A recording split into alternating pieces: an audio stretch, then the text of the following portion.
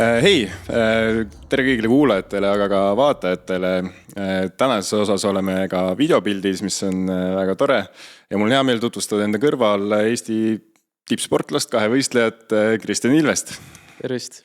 Esiteks ma pean spordiajakirjanike klassika ära küsima, et kui hooaja kokku võtaksid siis? Väga keeruline hooaeg oli, et kui vaadata tulemusi, siis loomulikult oli selles mõttes altminek eelmisest hooajast kehvem selgemalt, aga seal oli kindlasti ka positiivseid asju, et kui võtta just see suusasõidu pool, siis ilmselt saan öelda, et olin elu parimas füüsilises vormis. Hüppemäel seal hakkasid asjad natuke logisema hooaja algul ja ei suutnud seda enda kasuks enam või nagu heaks seda pöörata ja jäigi ta selliseks keskpäraseks, aga kokkuvõttes just mitte isegi nagu füüsilist, vaid mentaalselt väga raske hooaeg, sest oli natuke nagu ebaõnnestumisi, mis tekitasid ebaõnnestumisi ja siis hakkaski see nii-öelda laviin minema ja lõpuks ma ütlen ausalt, ega me sinna hüppemäele väga hea meelega enam ei läinud, et lõpus tundis tahaks ja hooaeg oleks juba läbi lihtsalt. Aga vähemalt poodium tuli ära. Ja üks poodium tuli, et mingi väike päikesekiire, aga loomulikult see ei ole päris see, mida ma selle hooajalt ootasin. No nagu öeldakse, siit saab ainult paremaks minna. No, täpselt, see on see klassika. Just. Aga nüüd sa siis sisuliselt puhkad. Praegu meil on kevad, kes võib-olla hiljem vaatab või kuulab seda. Aga kuidas suvel üldse selline ettevalmistus käib, et lundu ei ole, ei suusa hüpeteks, aga tegelikult sõitmiseks? Tänapäeval on asi ikka päris lihtsaks tehtud, et tegelikult kui hakata hüppemäelt pihta, siis on väga hästi imiteeritud nii-öelda lumetingimusi, see rada on tehtud võimalikult sinna lähedale, tegelikult mis see komponent on, ilmselt mingi keraamika, maandumisel on siis mingi plastik sinna pandud, et selles mõttes, et tegelikult ei ole vahet, kas hüppad suvel või talvel, et suvel on selles mõttes isegi lihtsam, et mäge ei peab otsest hooldama, ainult kastad seda, kõik tingimused on väga sarnased. Ei ole liiga külm. Ei ole liiga külm, libisemistingimused on täpselt samad, et selles mõttes on väga hea ja siis murdma poole pealt põhiliselt on rullsuusatamine, samuti jooks, üldfüüsis jõusaal, et ikkagi eriti just, kui me nagu Norra oleme läinud, me üritame imiteerida võimalikult palju seda, mida me teeme talvel, ehk siis sükest, võib-olla siin varasemalt ma sõitsin rattaga rohkem, aga seal on see päris süke väga spetsiifiliseks aetud. Okei, aga teeme selle alguse ka klassikalise ära, et kuidas see siis kahevõistluse juurde sattusid, sest see on suhteliselt väga spetsiifiline ala tegelikult, et kas tuli välja, et meeldivad suusad ja meeldib hüpata või oli midagi muud? Tundub nii hea, et kõige lihtsam põhjus on ikkagi see, et mul isa oli ja on siiamaani kahevõistluse treener, siis ta oligi Elva suusaklubi treener kahevõistluse hüpete alal ja eks ma nägin, isa käib kuskil ära ja ma kuulsin, et ta käib mingis treeningus ja siis ma ei tea, kui vana ma olin, ma pakkunud 3+ äkki, kui ma ennast sinna kaasa surusin ja nägin, mis seal toimub ja sain ka suusad vist mingid väiksed slaalomsuusad alla ja ma arvan, et ma olin siuke 3+ äkki, kui ma seal mingid sõidud juba tegin. Et ja pärast seda, kus ma ütlen, siin ma olen, et ega ma neid suuskelas pole ära saanud enam. Aga ju siis on midagi, mis on mind paelunud nii väga ja see on nagu äge olnud, et tihti peale võib-olla üleüldiselt vaadata inimesed, ega väga raske on leida seda ühte asja kohe, mis nagu nii meeldiks, et võib-olla see on natuke vaimuvaene ka, aga minu puhul on see nii läinud. Sa ei ole jõudnud proovidagi midagi muud põhimõtteliselt. Jah, täpselt, aga ma ütlen ausalt, et tegelikult spordi mõttes me oleme hästi mitmekülgsed olnud, et igas pallimängud, kergejõustika asjad, mida me lihtsalt trennis ise tegime, et ma ei ole otsest kuskil niimoodi trennis ametlikult käinud, aga me oleme hästi mitmekülgsed teinud seda aga kuidagi see suusatamise asi ja talv on tegelikult üleüldiselt mind nagu alati paelunud. Aga 20 aastat nüüd on tehtud, pluss üle 20 aasta, et mis sind endiselt nagu köidab, et tuleb uus hooaeg ja nüüd on sama kõva kui 5 aastat tagasi või 10 aastat tagasi? Eks see ajas on väga palju muutud, kui ma mõtlen, mis mu aju mõtles 20 aastaselt, siis oli mingi tahe, et ma tahaks tulemust teha seal ja ainult ja mingid trenn, aga tegelikult nüüd sa näed ju asju, mida sa saad selle süsteemi sees teha, et tegelikult on ju kõik läinud nii, mõtlen just varustuse pool spetsiifiliseks, mida annab seal tuunida, kuidas saada endast, kui sa oled juba 28 aastat vana, mida ma saan veel teha enda nii-öelda treeningutes paremaks, et tegelikult see on nagu muutumises kogu aeg, võid kõrvutada ükskõik mis, ma ei tea, sa teed äri kuskil või mida iganes, et sa kogu aeg saad kuskilt paremaks tegelikult minna ja natukene kasvada, et okei, mingi hetk sa oled 35 ja su keha lihtsalt füüsiliselt ei jaksa nii palju, kui sa oled 25, aga siis sa saad jälle oma kogemusega mängida. Sa saad olla parim 35 aastane arvatavasti tol hetkel siis, noh. Jah, et no ma ei taha öelda, et ma 35-selt veel seda ala teen, ilmselt mitte, aga lihtsalt nagu näida, et tegelikult see on nagu see üks protsess ja kui nüüd olla Norra tiimis ka tegelikult see on üliäge, et näha, et kuidas seal kogu aeg leitakse mingeid asju, mida saab muuta ja paremaks teha, et ma arvan, et see on üks põhjus juba praegu, et muidugi tulemused nagunii, aga lihtsalt see on nagu väga äge, kuidas sa näed, et kuidas saab asju muuta veel paremaks nii endal kui ka siis varustuse poole pealt. Ehk siis see ala on tegelikult muutuv ka ju endiselt, et seal krutitakse, ma arvan, paljud spordisõbrad on vähemalt kuulnud sellest kostüümi kõikidest draamadest ja et iga aasta keegi natukene üritab näpistada kuskil. Aga see näitab ka seda, et on veel võimalik kuhugi minna. Ja täpselt ja ma arvan, et see ongi see üks väga äge ala, kus mis sellele raskeks ka teeb, on see, et sul on kaks esiteks nagu täiesti vastandlikku ala ja pluss sellest sa pead veel kahe poole eest muretsema, et sul oleks kõik olemas ja tagatud, pluss veel see, et kõik need toimiksid ka, et see on nagu väga ja kuidas ma ütlen, nagu täis katsumusi see ala, aga võib-olla see ongi, mis mind tegelikult nagu selle ala juures hoiab, et sul ei ole nagu kunagi igav, et ma ei tea, ma ei oska siit kuidagi edasi minna, et alati on kuskilt, kus saab näpistada. Aga kuidas üldse selle nagu treeningute ja vormi ajastamisega on, et sa ütlesid kaks ala, väga erinevad alad, et kas, kuidas sina oma mahtu jagad, et ma ei tea, palju tunde on hüppemäel ja palju tunde on suuskade peal, ütleme nii?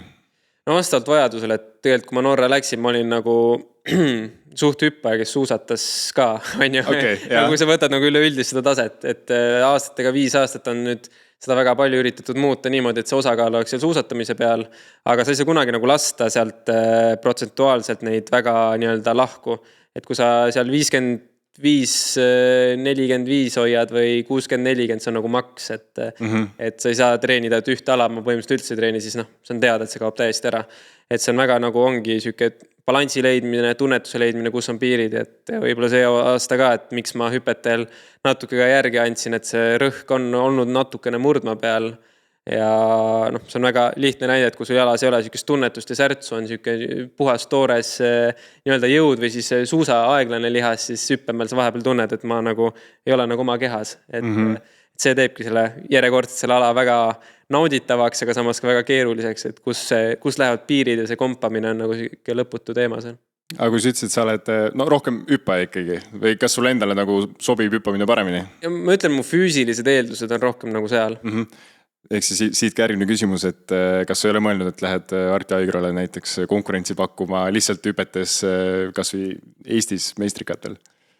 Jah, seda, eks ma olen seda teinud ka võib-olla see aasta lihtsalt viimased aastad vähem, kuna ma tegelikult Eestis ei ole väga palju füüsiliselt koha peal olnud, aga ma arvan, et kui ma oleks saanud hüpetes jõuda kaugemale, siis ma oleks pidanud selle valiku tegema seal juba pakun 14-15 hiljemalt, et mida mul on ka tegelikult pakutud või peale surutud isegi, ma mäletan, kui meil oli suusahüppe koondise juures oli Martin Hölvart, üks Austria tipp suusahüppaja oli koondise treener, siis tema ilmselgelt taga nägi ka mingit potentsiaali minus hüppemäel, kui ta nii-öelda treenis seal teisi poisse ja nägi mind ka hüppamas, siis ta tuli minu juurde ja rääkis sellest, et see oleks väga hea võimalus, aga ma kuidagi tundsin, et see, ma ei tea, kas siis see suusatamise pool ikkagi meeldis piisavalt palju ja see midagi sinna juurde, et see hüppamine tegelikult on nii mentaalne asi ka ainult, et sul on niisugust puhast füüsilist väljaelamist ka natuke endale vaja, et ma ilmselt siis jäin seda kas siis tolle hetkel igatsema või oleks jäänud siis igatsema.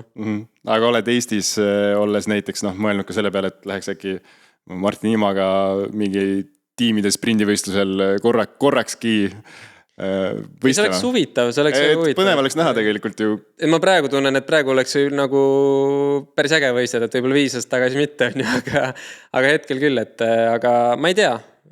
Nagu ma ütlengi, et see hooaeg on nii pikk ja ta on nii ära nagu kus ma ütlen, broneeritud mingid asjad, et võib-olla sükest natukene fun'i asja jääb võib-olla mitte nii palju aega ja seda ei jää aega lihtsalt teha, aga kindlasti oleks äge. Aga läheks äkki just hüpete pealt siis selle mentaalse poole peale, et ma kujutan ette, või on öeldud, et hüpped on ka ju peas kinni natukene, et seal tehnika võib olla parima, aga just see millisekund võib olla, kui et sa peas oled ka korras, võib mõjutada oma meetreid seda sa võid kinnitada ja ümber lükata. Aga kuidas sa treenid enda vaimu või mentaalsust või kas näiteks Norra koondise juures võiks eeldada, et on isegi mingid inimesed selle jaoks? Minu puhul on selles mõttes lihtne olnud, et ma olen päris pikalt võistlustel kogu aeg nii-öelda underperformed. Et sellega tuli midagi ette võtta, et minu jaoks see võistluspäev oli üks kõige raskemaid, sest võin öelda, et ma vihkasin seda, et seal oli pingeid, sa teadsid, mis sul nagu vahepeal kaalul on ja siis hakkas kõik see asi seal peas ringlema ja kui see nii-öelda see hüppe kätte tuli, siis tihtipeale tegid palju rohkem alla oma võimete, kui tegelikult oleksid võimeline ja siis alates kas 2017 siis hakkasin koostööd tegema nii-öelda spordipsühholoogiga ja tegelikult see on mitte nagu igapäevane, aga see sama inimene mul kogu aeg olemas ja siiamaani, et 8 aastat hiljem tegeleme ikka vahepeal samade probleemidega, lihtsalt väiksemal kujul, on ju. Ja lõppu ei saa kunagi jõuda, et nüüd sealt valmis, on ju. Aga ma olen kasvanud väga palju just selle poole pealt, et nüüd ma näen, et isegi väga rasketes olukordades, kus ma trennis ei suuda, mitte midagi välja ei tule, et kui sul natukene seda võistlusnärvi tuleb, siis ma suudan ikkagi mingi asja ära teha ja see ongi aastate pikkune töö, et sa jõuad tegelikult sinna, et ma ei saa mingit lihtsalt näidet tuua, et seda on nagu kõigile vaja, aga ma lihtsalt oma seisukohalt näen, et mind see päästis väga ja ma arvan, tegelikult mingis osas on seda kõigile vaja, aga lihtsalt kellele kui palju ja mis situatsioonis. Aga sellist suusad nurka tunnet ei ole olnud, ütleme just mentaalselt, et kas trennis või võistlusel mõtled, et ma ei lähegi, kõik? Ei pigem mitte, et loomulikult ma arvan, ma valetaks, kui ma ütleks iga päev ma lähen, kui ma olen mingi hea tujuga. Ütleme 20 pluss suusatundi juba mingi mõne, ma ei tea, 4-5 päevaga ära teinud, ma tahan nüüd väga sinna mingi õhtusse trenni minna, lihtsalt tund, 1,5-2 tundi veel rahulikult jooksma. Ma vahepeal ikka väga vihkan seda, et tuleb lihtsalt läbi ajada ennast, aga süükest suurt mingit ära kukkumist, et peas ma mõtlen just, süükest tegelikult ei olegi olnud, et ma üldse ei tahaks, et võib-olla see hooaeg üleüldiselt on olnud, eriti see lõpp, et sa tunned, et sa lihtsalt ei taha sinna hüppemäele minna, sest sa ei jaksa tegeleda nende probleemidega ja sa tead, et sealt ei tule enam midagi, et mitte, et sa oleks oma peas alla andnud, aga see lihtsalt see lõputu ebaõnnestumiste jada, see võtab pea tühjaks ja võib-olla midagi sinna kanti on see sellel hooajal läinud, aga see ei ole nüüd kindlasti jõudnud sinna, kus ma ütlen, et ma ei tahaks üldse seda teha, et tegelikult on hea, et äkki hooaeg lõpp tuli kätte ja et saab ju tegelikult puhtalt lehelt võib-olla edasi minna. Aga sa ütlesidki, et sinul siis võistluspäev on ebamugavam päev kui treeningpäev, et kas see ongi puhtalt ärevuse pärast? Ütleme, pinge siis sa ütlesid selle kohta, on ju? Jaa, kindlasti. Pigem on see, et see asi on nagu ajas päris palju muutunud, et miks ma selle probleemiga nagu, kus ma ütlen, seda probleemi tuli lahendama hakata tollel ajal, et see tugevalt segas ja nüüd ma näen, et võistlemine on hoopis teise väärtuse saanud ja loomulikult, kui sa oled füüsiliselt tugevam, sa tead, et asjad õnnestuvad, see on seda palju lihtsam teha, et minu probleem oli võib-olla ka selles, et kuna ma ikkagi läksin väga noorelt meestega võistlema ja maailma tippudega võistlema, siis iga kord see peksa saamine natukene hakkas ka juba ajudele, ma arvan, et sa hüppemäel sa suutsid konkureerida, suusarajal sa lihtsalt sa olid piisavalt noor ja ei olnud seda füüsilist võimekust, et jah, aga üldises mõttes ma arvan, et praegu ma olen kindlasti seal, kui jätta nüüd need mõned võistlused kõrvale siin, et võistlemine on äge. Aga Norra tiimis, kas sa oled ainuke välismaalane justkui? Jaa, sellisel kujul küll, et nad võtsid eelmisest aastast tegelikult USA koondise, aga nad aitavad pigem nagu sükeste teadmistega, neil on mingid treenerid, kes aitavad neid, aga nad ei ole nagu koondises sees ja samamoodi kõik selle määrimise koha pealt. Aga kuidas seal mentaalne pool, et Norra koondis üleüldiselt suusaaladel on selline, et kus on ju jube tihe konkurents, mitte, et nad omavahel nagu mentaalseid mänge mängivad, aga lihtsalt su enda pinge, et sa üldse koondises oleksid, on ju. Et kas see on sind ka kuidagi mõõtanud või et kas seal on sellist sisemist võistlust, et tahaks heas mõttes ära panna kõigile? Oi, seda on meeletu. Kõvasti, jah? See eriti ma tundsin see aasta, kui nüüd see Trondheimi MM, kodu MM ja siis seal on 3 meest, kes olid kindlalt juba hooaja alguses ja siis on need 5-6 meest, kes on üsna võrdsed ja siis käis see lõputu ärapanemine, see kogu aeg, et saaks teist alla tõmmata millegagi. Mitte nagu füüsiliselt, aga lihtsalt see mental game oli selle kogu aeg juures ja seda on, isegi kui mina ei ole sellega seotud, et minu kohta keegi ära ei võta, mul on nagu nii seal olemas, aga see hakkab mingi hetk sulle lihtsalt külge ja sa lähed sellesse karusselli natuke kaasa sinna. Et see oli see võib-olla raske koht, aga muidugi me teeme tippsporti ja ega noh, pärast võistlus ikkagi me naeratame, oleme nii-öelda sõbrad, aga üldiselt ikkagi see on päris siuke karm maailm, et midagi, ma ei tea, kui öeldakse, et sa oled suurim sõber kellegagi seal, siis võib-olla ikkagi ma arvan, et valetatakse natuke, et okay. Vähemalt mingites situatsioonides siis on. Et teilt ikkagi esimesel kohal on sport ja ülejäänud tuleb pärast. Aga see oleneb inimesest ka. Ma olen üldiselt suht siuke, ma ei ole konfliktni inimene, et ma saan kõigiga hästi läbi, kes on rohkem minu inimene, kes vähem, aga mul ei ole nagu mitte kellegi probleeme seal tiimist, et mul oleks mingit halba teemat seal kellegagi.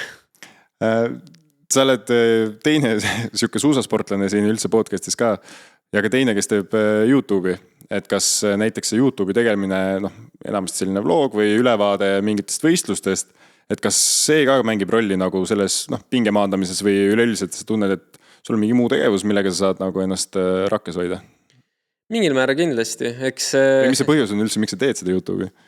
Tead, kus alguses, tegelikult sai alguse Unibetist.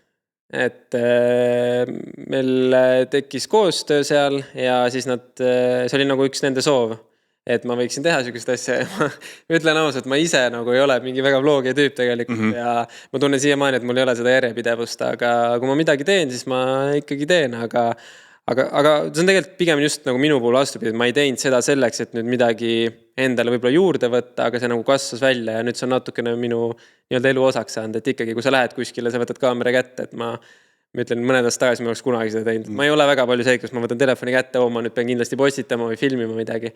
Ma olen siuke pigem, kus ma ütlen, väga ei eksponeeri ennast, aga see on aastatega tekkinud ja ma arvan, et see on tegelikult kasvatanud mind samamoodi, et mingi piirini on see väga tervislik ja väga tore, et jah, ma tunnen, et kui ma kuskilt hakkan nüüd ainult seal elama või ainult postitan midagi, siis see ei ole nagu mina. Aga see on üks jällegi väljendusviis ja nagu ma olen rääkinud ka siin teiste sportlastega, kes seda teevad, sa ikkagi mingil määral, kui sa tead, et sul on see mingil määral kohustus ja sa tahad seda teha, siis see viib ikkagi ka mõtted mujale ja näiteks. Aga võib-olla ma tunnen, et ma ei suuda seda teha stardi eel. Ma olen täiesti nagu omas mullis seal. Ja mul on nii nagu huvitav olnud ka mingid situatsioonid, kus mul elukaaslasega on see probleem, ma lihtsalt nagu, ta on seal, aga ma kuidagi ei näe isegi, et ta on seal.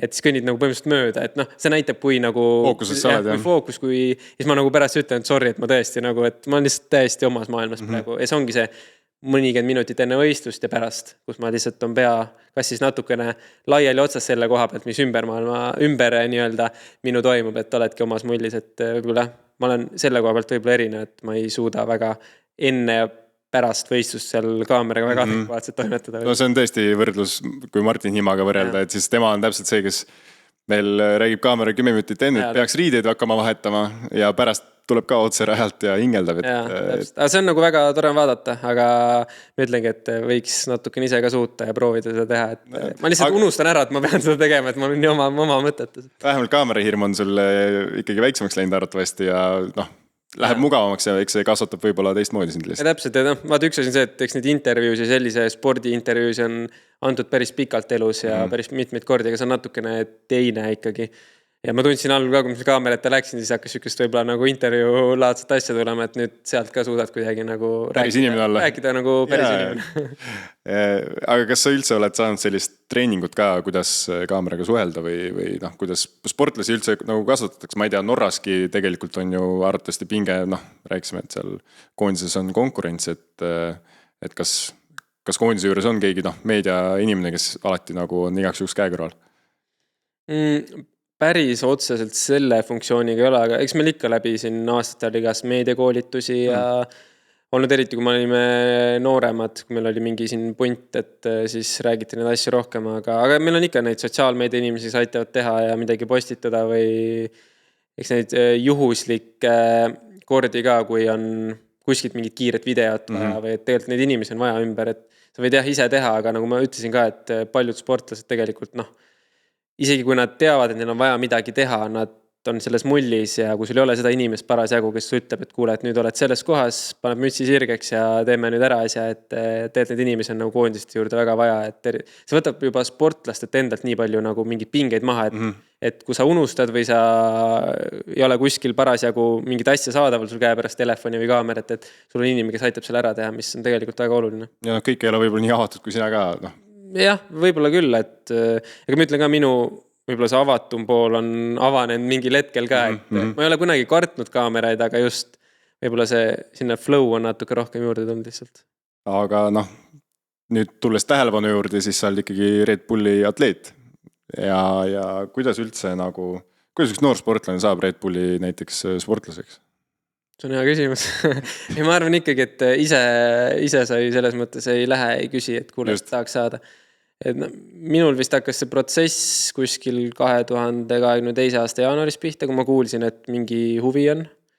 Et ma siiamaani ei tea täpselt, kuidas see käib, aga ilmselt on see, et siis ma arvan, et seal peakontoril peab olema ka mingi huvi, et näiteks kui siit Eesti poolt saadetakse mingid nii-öelda sportlased sinna esitlusse, et ka nendel oleks huvi ja väärtus selle sportlase näol, et ma arvan, et see nii kuidagi käib, et ikkagi kahepoolne siin Eesti ja siis peakontori vahel need asjad toimuvad, et jah, aga ma arvan, et Red Bullil on nagu väga äge see, et see ei ole lihtsalt, et nad on su toetajad, et seal on kõik muu, mis sinna ümber käib. Käivad kaasas just. Tegelikult kõik see, mis sa teed võib-olla ongi nagu hea tegevuses, mis sa teed sotsiaalmeedias, kuidas sa oled nagu inimesena, mis väärtusi sa esindad, et olla nagu pildis ja kõike seda muud külge ka, et sa võid tubli sportlane olla, aga see ei ole ainult see, et okei, sul peab olema tulemus mingi nii-öelda sportlik väärtus loomulikult, aga sul peab olema võib-olla kõike muud juures ka seal. Ja kõik ei saa põhimõtteliselt saada Red Bulli sportlaseks. Palju üldse selliseid näiteks Red Bulli sportlasi kahevõistlus on? 3 on ja tegelikult see on nagu väga äge, et kahevõistlus on alati keegi, kes seda kiivrit kannab. Et ma arvan, et see on nagu üks jällegi nagu väga suur tunnustus meie alale, et nii palju kui mina mäletan, kui ma sinna nii-öelda maailmakarikale läksin, et kellelgi on see kiiver alati peas on, mis näitab, et seda ala nagu väärtustatakse ikkagi seal ja see on alati seal nii-öelda hinnas on, mis on väga-väga äge. Aga räägi sellest kiivrist natuke, et see on üle maailma selline ongi staatuse sümbol mingil määral, et see on see asi, mis sa vist arvatavasti enamasti sellistel spordialadel, mida Red Bull toetab, on vaja kiivrit ja kiivri peale see logo läheb ja see on ainulaadne, ütleme nii, sinu oma. Või mis emotsioon tekkis see, kui sulle saadeti esiteks see kiiver ja teiseks, et mis nagu staatust või sümbolit see sulle või juurde annab või annab see sulle mingi autunnet natukene? Esiteks see kiiver oli päris raske peas. Kui võtta selle poolega, et see oligi nagu Red Bulli kiiver ja kuidagi mingid vastutust tundsid rohkem või mingid tähelepanu, see paratamatult tuli kaasa lihtsalt, et ta ei on nagu füüsiliselt raskem, aga lihtsalt see, et see nimi seal peale. Ma tundsin ka seda natukene, et nagu õlad läksid natukene kõrgemale. Aga teisalt, kui võtta juba see Norra punt, sest Norras on natuke teised reeglid, et see, et saada Red Bulli kiiver, see on päris keeruline, sest seal kuidagi need, ma ei tea, kas suusaliitudel ja asjadel on mingid omad reeglid ja seal käib asjad natuke raskemad, et nende jaoks eriti tundus siuke nagu, minu enda jaoks nagunii, aga nende jaoks ka, et nüüd oled see Red Bull, see igapäevaselt käib läbi seal, on ju. Et kes tahab seda kiivrit pähe proovida ja lihtsalt nagu nalja mõtled, et nagu, see näitab lihtsalt seda, et tal on midagi suuremat väärtust või muidu lihtsalt kiiver, kus on logo. Et selle poole pealt see on tõesti siuke, aga selles mõttes harjud ka sellega ära on ju, et see lõpuks on sul peas, aga see ikkagi ei kaota kunagi nagu seda, et see tuleb nagu iseenesest.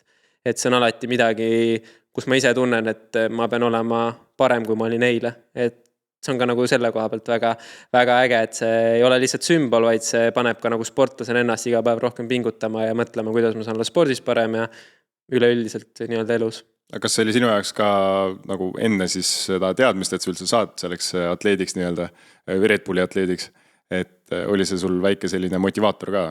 Oi kindlasti ja... Sa mõtlesid selle peale isegi enne natukene, et sa tahaks seda vähemalt kunagi? Ma mõtlesin juba päris ammu selle peale, et päris äge oleks, kui see on, aga ma ütlen ausalt, ma kunagi ei uskunud, et ma saan seda.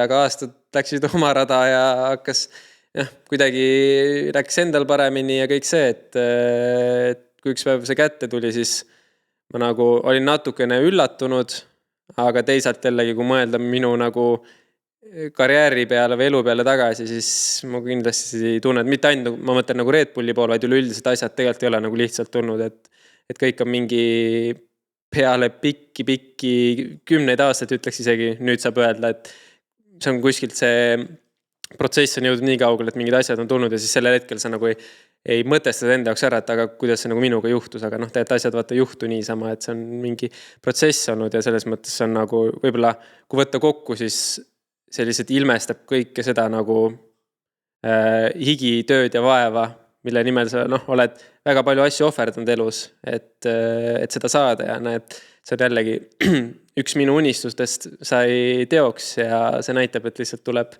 palju panustada, et isegi need uskumatud asjad, mis sulle tundusid kunagi uskumatuna, saavad teoks üks päev.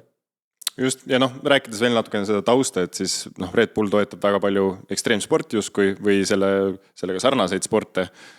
Kahevõistlus on suhteliselt ekstreemne sport. Sinna lähedal jah, ja tõesti kuidagi, kes selle spordialaga mingiga tegelevad, et see Red Bull on justkui siuke crème de la crème, mida saada, et see kiiver justkui tõesti, ja annab mõnele kindlasti veel rohkem nagu motivatsiooni ka pärast. Aga kuidas sinu nagu selline, kas sa tunned, et sa oled ülemaailmselt rohkem tuntud või et kui see kiiver on peas, et sinul on nagu elu muutunud pärast seda?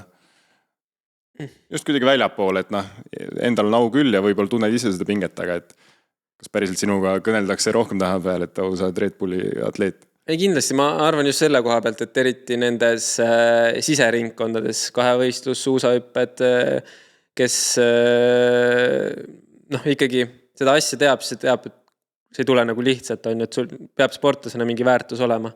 Ja ma arvan, et see ikkagi tõstab nagu respekti teiste silmis ka ja kindlasti on mingid, ma ei taha öelda, et nagu see on mingi minu jaoks nüüd järsku elumuutev selle koha pealt on, et kõik tuleb hullult rääkima, aga sa tunnetad ikkagi mingeid kohti, kus need inimesed, kes võib-olla algul ei pannud sind tähele, võib-olla järsku on nagu sind kuidagi märkama hakanud rohkem, et selliseid väikeseid situatsioone kindlasti on juurde tulnud, aga nüüd võib-olla ma ala ei ole nüüd nagu nii suur ka, kus seda meeletu kasv oleks tulnud, aga kindlasti see mingi kasv tuli ja see on nagu ilmselge. Aga räägime äkki ühest teisest spordivõistlusest, kus ka sina osaled ja kus teised saavad tegelikult sinuga justkui mõõtu võtta. Et 4. mail toimub selline asi nagu Wings for Life World Run. Sa võid äkki lühidalt öelda, mis asi see on ja miks sa ise seal osaled? Nagu ma mainisin ka, et Red Bulli nii suur väärtus on see, et nad tegelevad ka kõik muuga peale lihtsalt sport ja kuidas ühendada sport ja heategevus ja kõik see ja see on üks väga hea näide, kuidas see on muutunud tegelikult ülemaailmseks, kus terve nii-öelda, ma ei tea, lõpuks mitu miljonit inimest seda teeb, aga lähevad jooksma, saavad oma annetuse teha. See on väga hästi ülesehitud süsteem, kuidas jälgida äpist oma jooksu, natukene võistelda, kuigi tegelikult on ju puhtalt heategevusjooksuga, et seal ei ole ju otseselt mingit tulemuslikku poolt. Pann on esimene ja tulemus aga ikkagi sa saad, kui sa saad ikka päris kõvasti pingutada seal on ju. Ja tegelikult see läheb ju kõik ju selja ju vigastuste ravivõimaluste uurimiseks, mis tegelikult on ju see, ma ei tea, see on juba tegelikult, kui võtta nagu lihtsalt enda poolt, et sa kunagi ei tea tegelikult, mis võib saada, on ju. Ja meie poolt on alati neid võimalusi, et juhtub selliseid asju ja võib-olla see kõnetab eriti, et tegelikult me ei tegele selliste asjadega, et sa istud lihtsalt toolis iga päev ja oled kindlalt ühe koha peal, et võib-olla lisaks kõigele muule ma ise tunnengi juba seda, et miks nagu see lihtsalt lahe üritus, aga see kõnetab mind võib-olla veel rohkem, et ja neid sportlasi, kes teavad, või kelle lähedas on mingi õnnetus juhtunud, et kui raske teema see on, aga kui need kurvad asjad kõrvale jätta, siis tegelikult on väga, väga fun üritus ja just minna koha peale koos teistega, et sa saad seal juttu rääkida, chillida jooksu ajal nii-öelda, või siis minna ise metsa jooksma, panna see asi tööle ja teha oma kilomeetrid ära, et ja tegelikult iga aastaga ma näen, et see üritus kasvab ka, et kui on juba mingi grupid tekkinud sotsiaalmeediasse, et juba mitu kuud enne ma koos trenni tegema, tehakse mingid väljakutseid, et see tõmbab inimesi kaasa ja kes ei ole lihtsalt, ma ütlen nii-öelda spordifriigid, kes nagu nii läheks jooksma, on ju, et tegelikult ka neile tekib see lisaväärtus ja nad tunnevad, et see on palju vahvam niimoodi, et üldse see kogu asi, ma näen, et kui paar aastat tagasi sellega alustati, siis see oli juba väga äge, aga see on iga aastaga nagu iga aastaga mingit nüanssi juurde saanud, mis teeb selle veel vahvamaks selle ürituse. Jah, statistika räägib, et see on ikkagi iga aastaga kasvanud suuremaks neid Eestis ka. Ja sel aastal saab siis Tallinna laululava juures ühiselt joosta 4. mail, et vaadake järgi. Stebis on ka olemas näiteks event ja Red Bull Eesti kindlasti on ka seda kuskil jaganud. Ja eesmärk on seal siis sisuliselt, et et distants ei ole oluline, aga ostad pääsme, kõik läheb heategevuseks ja siis põgened virtuaalse justkui auto eest. Kindlal kellal hakkad jooksma, auto hakkab sind telefoni äpist taga ajama ja siis kui kätte saab, siis on kõik. Aga ja annetada saab ka rohkem seal, et nagu saate oma lisapanus anda ja samas ka on tõesti nagu, kui te vaatate osalejaid, siis seal saab tiimidega osaleda, ehk siis või panelis tiimi veel kirja ja kui ma täna hommikul vaatasin, siis üritus on umbes täpselt 6 aega ja tegelikult on mitusada inimest juba Eestis kirjas. Ehk siis ei ole see, et 3 inimest tuleb ja jookseme, et tegelikult see kindlasti tuleb nagu väga suur üritus pigem. Ja. Just. Aga räägime võib-olla sellest, et sa oled nüüd Norra tiimis olnud pikemalt koos nendega ja kindlasti seal nagu see konkurents on suurem ja parem. Aga kuidas nagu noorsportlasena sa üldse, ütlen nii, et üks noorsportlane tahab saada tippsportlaseks kahevõistluses ja mis tema siis nagu oskab suusatada, oskab hüpata, aga on ju vaja tegelikult seda finantsi või üldse sponsoreid leida või luua, et kuidas sinul see näiteks käis, et on sul äkki mingid nõu anda, mis see esimene samm võiks olla, kuidas olla avatud kõigele, et pääseda nagu selliste võimaluste juurde? Kui ma teaks seda ühte kindlat asja, keeruline küsimus kindlasti ütleks, aga eks see on nagu see klassika, aga sul on vaja olla õigel ajal õiges kohas. Loomulikult sa pead ise olema väga tubli, silmapaistev ja paraku on nagu see väga keeruline, aga ikkagi mingis mõttes sa pead juba juunioride klassis midagi tegema. Mu eesmärki, mu endal kunagi ei ole olnud see, et sa pead juuniorite seas särav olema ja ma ei soovitaks seda kellelegi teisele, et sa pead nüüd ehitama treeningud nii üles, et sa pead kuskil juba särama varakult, sest tavaliselt sellised on erandeid loomulikult, aga tihti peale need sportlased, kes on väga head noores, need võib-olla ei jõua sinna maani, kus nad tahaks jõuda. Et see ongi süük jälle väga balansi küsimus, et sa pead olema mingitel, vähemalt mõtlen nagu Eesti mõttes, et pead olema mingil tasemel, kui sa oled juba seal spordigümnaasiumis või hakkad nii-öelda gümnaasiumit lõpetama, et mingid tulemused, et saada kuskilt mingigi toetus, et järgmine samm teha. Et me paraku raha paneb päris palju asjad, teeb nii-öelda sinu ees lahti ja paneb ka uksed kinni jälle. Ja tulemused samamoodi, nagu sa ütled, et see peab olema mingi süke harmoonia nende vahel, et sealt hakata liikuma ja kindlasti tutvused peavad head olema, et saada, et Eestis on selles mõttes lihtne silma paista. Meil ei ole nüüd niimoodi, et sul on 20 samasugust meest ukse taga, näiteks nagu Norras suusatamises, et kui sa nüüd ära lõpetad, siis mis ikka, tuleb uus mees, aga meil võib-olla hoitakse neid rohkem, seda enam võib-olla on see pool, kus on natuke lihtsam saada sinna, aga teisalt jällegi raskem, sest kindlasti Eestis raha, kuidas ma ütlen, rahanumbrid vahepeal on nagu väiksemad kui võib-olla suurtemates riikides, aga jah, eks ongi see pool ja kindlasti tuleb olla hästi avatud, sest spordis on see, et kui sa 1 aasta, 2 aastat võib-olla tunned ennast liiga mugavalt, siis oled juba maailmast maas. Et seda ma näen enda puhul ka, et mis mind on pääsnud, et leida kogu aeg uusi võimalusi ja uusi lahendusi. Ära ole liiga palju rahul endaga, ära ole liiga palju rahul, mis sinuga ümber toimub, sind ümbritsevaga, et mitte, et olla lihtsalt paha inimene, vaid siuke paigalseis spordis on kõige hullem asi. Areng peab olema pidev ikkagi. Kogu aeg, sest ma ei taha öelda, et see on nagu mingi päevade ja tundide küsimus, aga vahepeal tunned, et on tegelikult, kui sa teed juba aasta otsa valet asja vales keskkonnas, siis sa võid teada, et sul on 2 aastat võtab aega, et sinna jälle saada levelini, kus sa võib-olla tahtsid olla.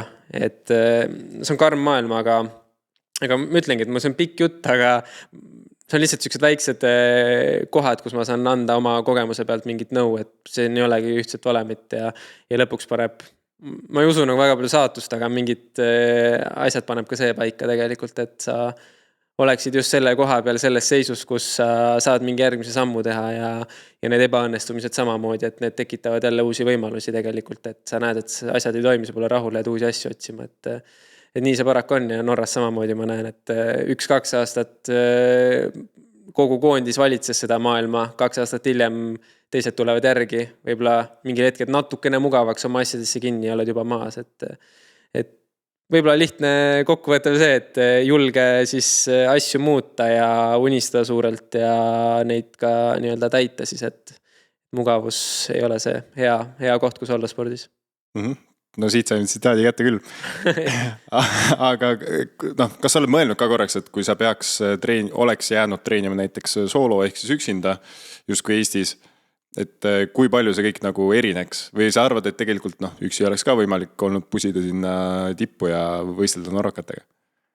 Lihtne ja aus vastus, et ma ei oleks siin, et ma olen nagu see 100% kindel, et nähes nüüd, kui palju tuleb ühe tulemuse jaoks nii-öelda ise panustad nagunii ja seda ma tegin ka varem, aga mingi hetk saab teadmised otsa ja kahjuks on veel Eestis niimoodi, et meil ei ole ehitatud päris sellist süsteemi, mis tagaks kõik, et jõuda tippu, vähemalt ma tunnen seda omal alal.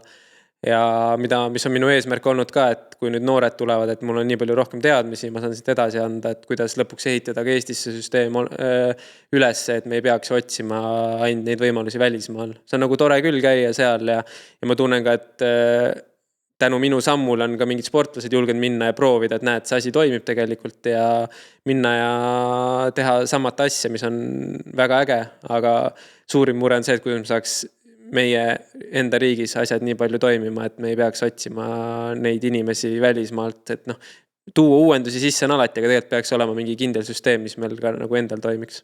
Aga vähemalt tundub, et talialade puhul meil on igal alale peaaegu sattunud vähemalt üks sportlane, kes saab seda siis tegelikult ju promoda ise teadmisi siia tuua ja nii edasi. Täpselt ja tegelikult vaadata laskesuusatamist ka, et on ju tegelikult tehakse Eesti süsteemis ja asjad toimivad väga hästi.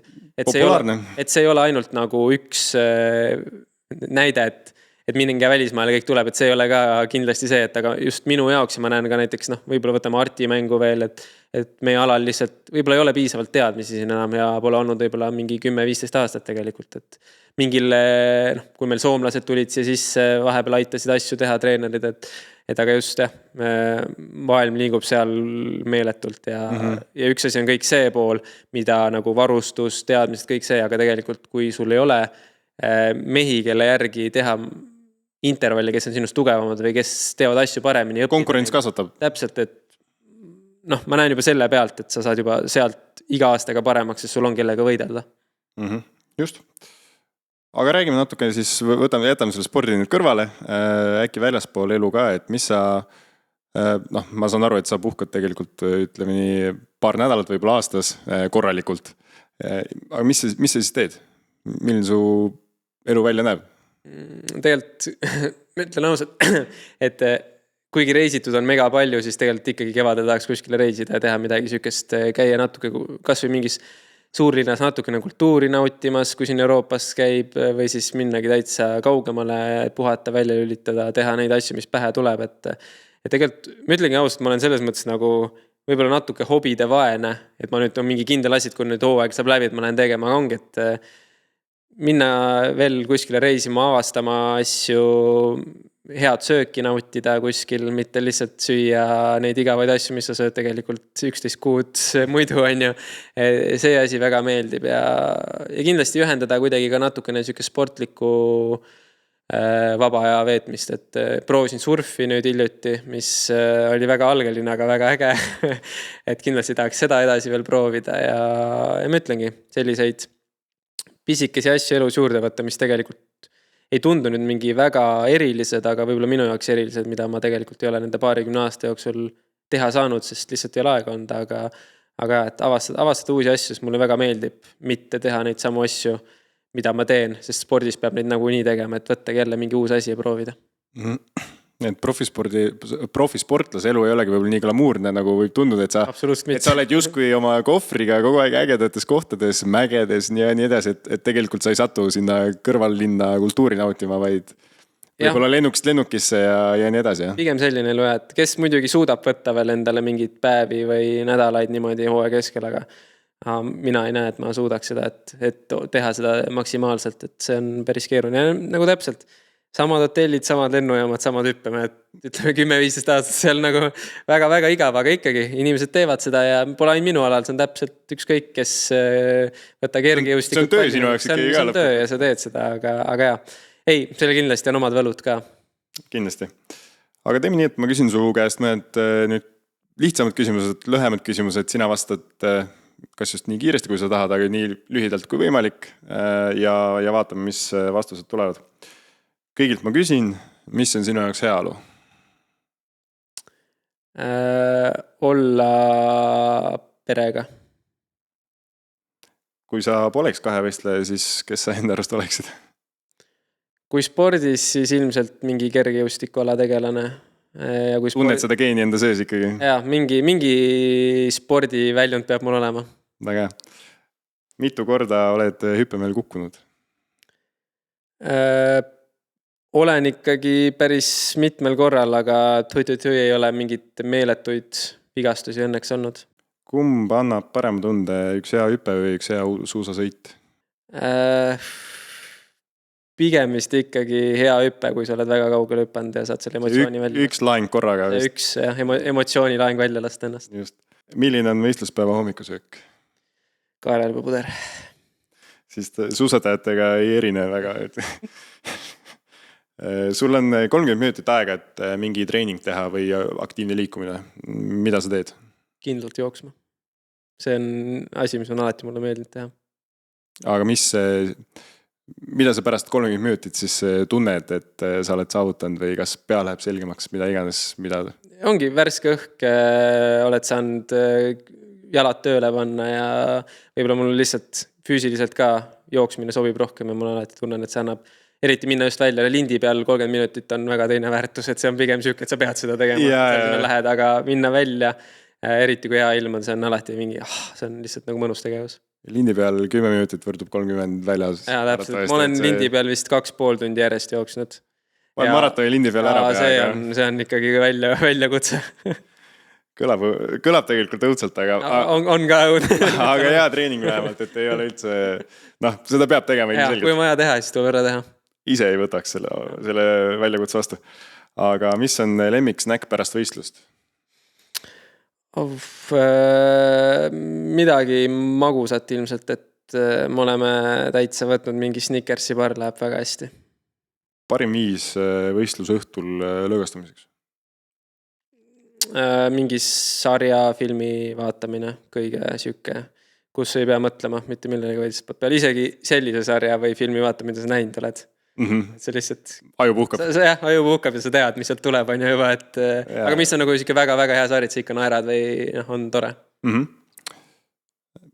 Äkki sa annadki ühe soovituse, olgu see podcast, raamat, sari, mis sa ütlesid, ükskõik mida võid soovitada põhimõtteliselt kuulata, vaadata?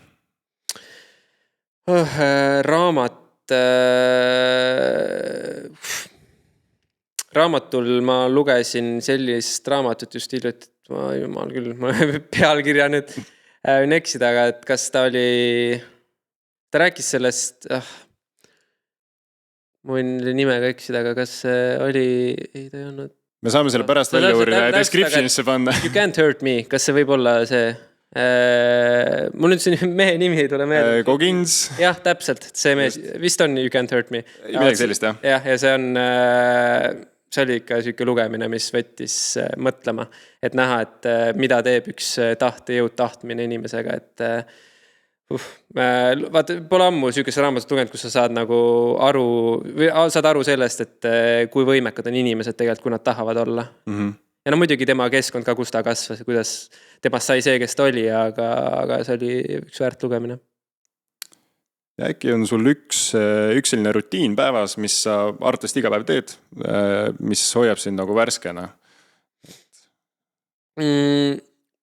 Võib-olla seda nüüd viimasel ajal ei ole nii palju olnud, aga sellisest natuke mediteerimise poolt võtta see 10-15 minutit, et panna mingi asi pähe, kas lihtsalt keegi sulle loeb midagi või räägib või lihtsalt teed mingit hingamist, aga see on alati see, et sa saad olla kas või 10-15 minutit, kas siis mõelda mitte midagi või siis mõeldagi kõik oma muremõtted ja asjad ära, et see mingi protsess ikkagi toimuks korra, kus sa kas pea on täitsa tühi või siis käib sealt midagi läbi, mis sind häirib, et see on minu arust päris tervislik.